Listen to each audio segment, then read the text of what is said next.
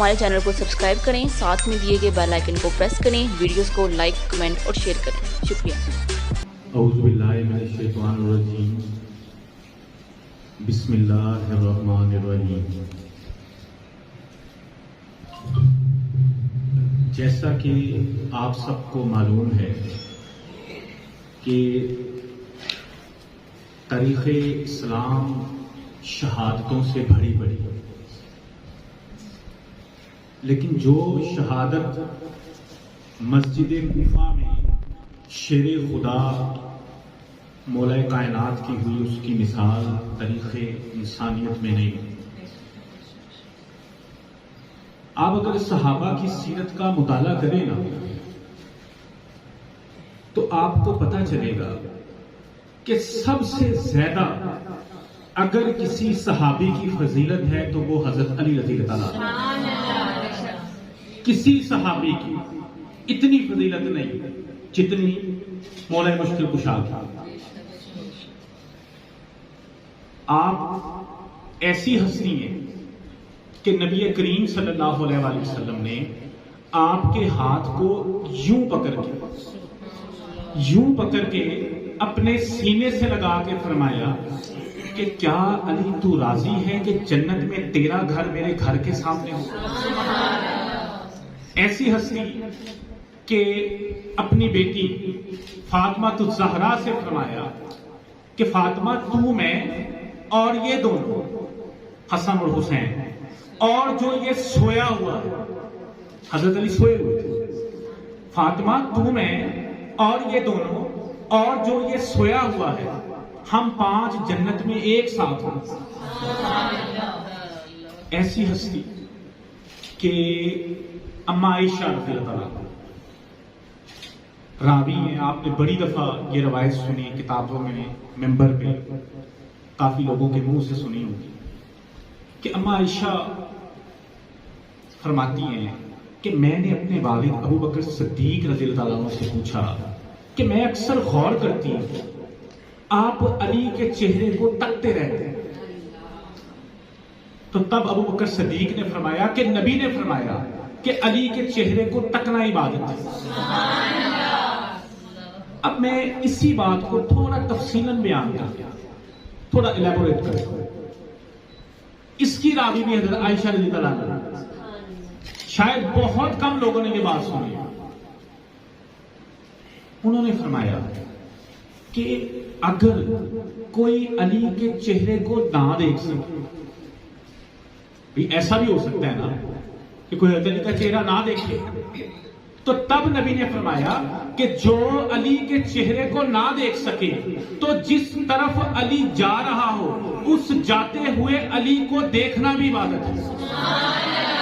यानी जिसने पुष्ट भी देख ली वो भी इबादत है। अब तीसरा सवाल, इसकी रावी भी हज़रत आयशा रज़ियल्लाहु अन्हा।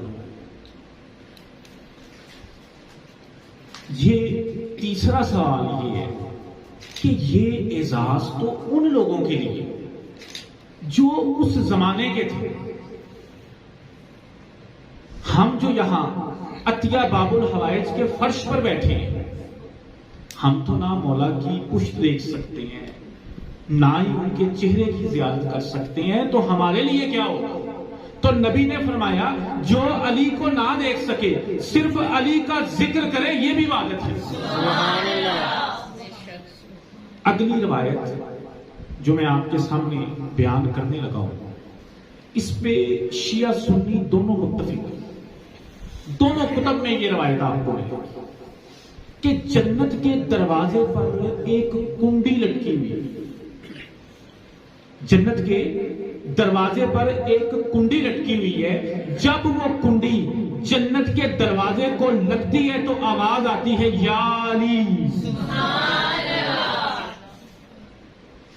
मौला की विलादत के मौके पर मैंने आपको बताया कि आप वो वाहिद जात है जो मोमिन और मुनाफिक में फर्क करते हैं, वाहिद हस्तियां। और आप ही वो वाहिद जात है जिसकी मोहब्बत अल्लाह ने दिलों में डाली। किसी के दिल में अली की मोहब्बत है तो वो अल्लाह की अता है, वो मोहब्बत अल्लाह ने दिलों में डाली। उमर फारूक रज़ी अल्लाह तआला इन्होंने सवाल किया, या रसूलल्लाह, अल्लाह ने किसकी मोहब्बत दिलों में डाली? नबी ने फरमाया, जरा सब्र करो। फिर थोड़ी देर बाद उमर फारूक ने यही सवाल दोबारा दोहराया। फिर नबी ने फरमाया, उमर जरा सब्र करो। इतने में अली आते हुए नजर आए। नबी ने इशारा करके फरमाया कि अल्लाह ने इसकी मोहब्बत दिलों में डाली। ऐसी जात, ऐसे एजाज कि आपने जितने औलिया कराम जब से दुनिया बनी, जब तक रहेगी, सब औलिया कराम के शहरों के नामों के साथ शरीफ लगता है। तौसा शरीफ है, बगदाद शरीफ है, अजमेर शरीफ है, गोलरा शरीफ है और नजफ अशरफ है। सबसे बुलंद है, सबसे बुलंद मौला कायनात का शहर नजफ अशरफ है। अब एक हमारे अहले सुन्नत की किताब है अल रियाजुल नजरा, उसमें अलामा लिखते हैं कि आपने मौला कायनात के दो मशहूर लकाब का आपको पता होगा, ऐनुल्लाह अल्लाह की आंख, यदुल्लाह अल्लाह का हाथ। उसमें वो हमारे अहले सुन्नत के आलिम लिखते हैं कि एक शख्स ने उमर फारूक रज़ी अल्लाह तआला अन्हु से ये शिकायत की कि अली ने मुझे थप्पड़ मारा। अब जहां एक और बात का मैं इजाफा करना चाहूंगा कि एक थप्पड़ मौला शेरे खुदा ने बचपन में अबू जहल को भी मारा था और उस थप्पड़ के रेक्टल स्केल की शिद्दत इतनी ज्यादा थी कि अबू अलहदा हो गया, जहल अलहदा हो गया। बात समझने वाली है, जरा लॉजिकल। इसके बारे में शायर बड़ी खूबसूरत शेर कहते हैं। वो कहते हैं कि रुख करता था शर्क की जानिब, गर्ब को जब वो चलता था। अबू जहल ने जब मशरिक की तरफ रुख किया होता था ना, जब उसने इरादा करना कि मैंने मगरिब की तरफ जाना है, तो वो शर्क की तरफ, मशरिक की तरफ को जाता था। उस थप्पड़ की शिद्दत इतनी थी। रुख करता था शर्क की जानिब, गर्ब को जब वो चलता था। शेरे खुदा के एक थप्पड़ की ताकत ही कुछ ऐसी ताकत थी उस थप्पड़ की। खैर उस शख्स ने शिकायत की कि मुझे मौला अली ने थप्पड़ मारा। उमर फारूक ने हजरत अली रज़ी अल्लाह से पूछा कि अली क्या आपने इसको थप्पड़ मारा? मौला ने जवाब दिया कि ये शख्स तवाफ के दौरान एक नामहरम औरत को घूर रहा था। उस पिटने वाले शख्स को उमर फारूक ने कहा, ऐनुल्लाह ने देखा है, यदुल्लाह ने मारा है। अल्लाह की आंख ने तुझे देखा, अल्लाह के हाथ ने तुझे मारा, मैं क्या कर सकता हूं? ये अभी मैंने आपको मौला की फजीलत बयान की ताकि आपके जहनों में मौला की जो वलायत की मजबूती है ना, वो कायम हो जाए।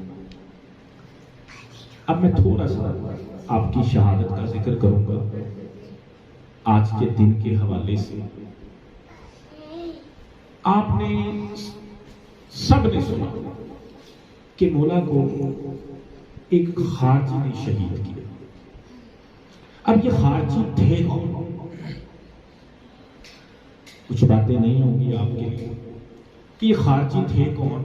नबी ने अपनी जिंदगी में इन खारजियों की कुछ निशानियां बयान की अपनी जिंदगी में कि कसरत से सर मुंडवाने वाले, सुनते रहे, कसरत से सर मुंडवाने वाले, इंतहाई इबादत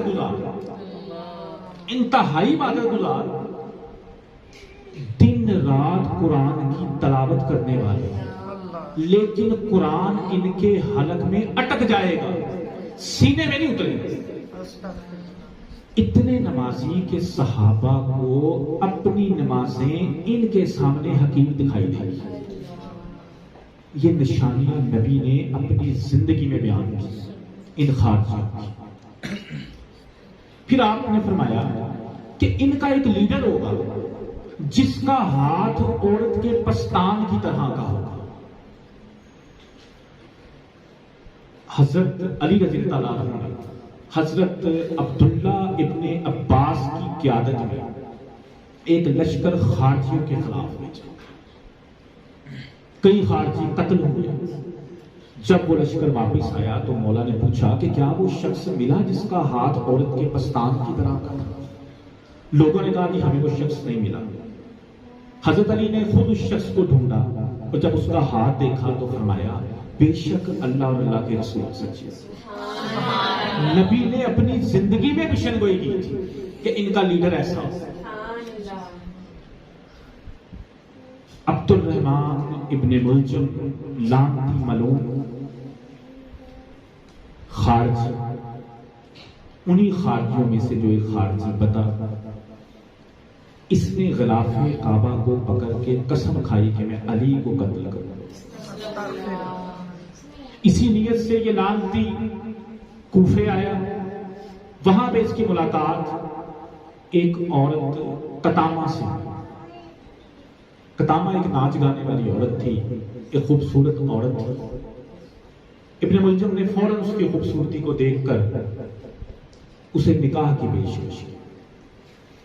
कतामा ने कहा कि मैं तुझसे निकाह तो कर लूं, लेकिन तू मेरा हक महर अदा न कर सकेगा। इब्ने मुलजम ने पूछा कि तेरा हक महर क्या है? तो कतामा ने जवाब दिया कि मुझे हक महर में अली का सर। जब तू मेरी ये शर्त पूरी करेगा तब मैं तुझसे निकाह करूंगा। ये लानती आया भी इसी इरादे के साथ था। ये फौरन रज़ामंद था। फिर इस मलून ने नमाज फजर के वक्त नमाज के दौरान मस्जिद कूफा में दूसरी रकत सजदे की हालत में मौला के सरे अक़दस पे ज़रब लगा। एक माह तक इस लानती ने तलवार को जहर में डुबोए रखा। मौला की जुबान से आखिरी जुमला जो अदा हुआ वो यही था, फिस्तो रब्बुल काबा, रब्बे काबा की कसम मैं कामयाब हूं। यह सुनना था कि कातिल के हाथ से तलवार गिरी कि मैं कत्ल करके भी नाकाम रहा, अली कत्ल हो के भी कामयाब। मौला ने अपनी जिंदगी में 85 जंगों में शिरकत की और हर जंग में शहादत की ख्वाहिश। माह रमजान हालत रोजा मस्जिद मुसल्ले पर सजदे में अल्लाह ने शहादत का मकाम पैदा हुए। अल्लाह के घर में शहादत का रुतबा मिला, ये भी अल्लाह के। आपको नालाइन हजरत गाजी अब्बास ने पहनाई। हजरत इमाम हसन ने कमर से पकड़कर सहारा दिया। इमाम हसन ने एक बाजू थामा, मोहम्मद हनफिया ने दूसरा बाजू थामा। चारों बेटे जारों कतार रो रहे थे। आपने फरमाया कि बेशक जो हक की खातिर जीता है उसे ये दिन देखना पड़ेगा।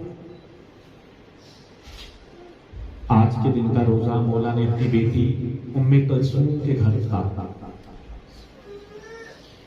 आपने उम्मे कलसूम बयान करती हैं कि सारी रात मौला सहन में जाकर आसमान की तरफ देख के फरमाते थे कि ये वही रात है जिसका मुझसे वादा किया गया था। अपने कातिल इब्ने मुलजम से कहा कि क्या मैं तेरा अच्छा इमाम ना था जो तूने मुझे इस तरह कत्ल किया?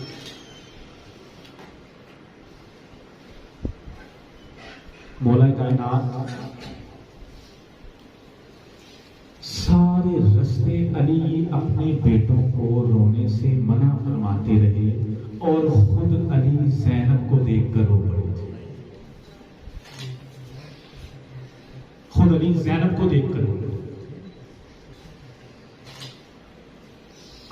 शहादत के ठीक 10 दिन बाद दुनिया ईद की खुशियों में मशगूल होती है, सब ईद की खुशियां मनाने में मगन हो जाते हैं। लेकिन ये बात अपने दिमाग में रखा करें कि ये हसन हुसैन की यतीमी का महीना, ज़ैनब के उजरने का मौसम। मौला का हक तो ये है कि कुरान को वो कारी नहीं चाहिए, नमाज को वो नमाजी नहीं चाहिए, काबे को वो हाजी नहीं चाहिए, नबी को वो सहाबी नहीं चाहिए, इस मजमे को वो ज़ेबी नहीं चाहिए जिसके दिल में अली की मोहब्बत ना हो। आज का दिन जो है ना, ये तजदीद अहद का दिन है, मौला कायनात को अपनी वफाओं के यकीन दिलाने का दिन है। मोहब्बत ये नहीं है कि हम खुशियों में इनके साथ, मोहब्बत ये है कि हम गम में भी इनके साथ हैं। कितनी अजीब बात है, कितनी अजीब बात है कि हमें अपने माँ बाप, अपने बहन भाई, अपने रिश्तेदारों के सोम याद है, उनके 10वां याद है, उनका 40वां याद है, उनके खत्म याद है, लेकिन जिस दिन ज़ैनब खत्म हुई वो दिन याद है।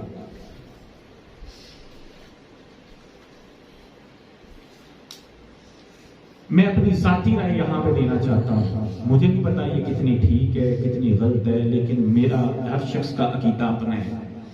मेरा अकीदा ये है कि अगर नबी की जिंदगी में 21 रमजान को मौला की शहादत हो जाती, अगर नबी की जिंदगी में 21 रमजान को मौला की शहादत हो जाती तो कभी यकम शवाल को ईद ना होती।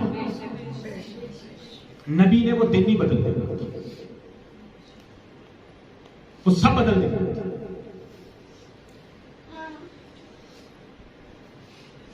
अल्लाह ताला आप सबकी हाजिरी को कबूल फरमाए। कुछ को मेरी बातों की यहां समझ लग जाएगी और कुछ को कब्र में जाके लगेगी। ईद है, बिल्कुल है, लेकिन इसको मनाएं सादगी के साथ, इसको सादगी के साथ। अल्लाह ताला आप सबकी हाजिरी को कबूल फरमाए, आपकी दिली मुरादों को पूरा करे और गमी अहले बैत के अलावा कभी कोई गम ना।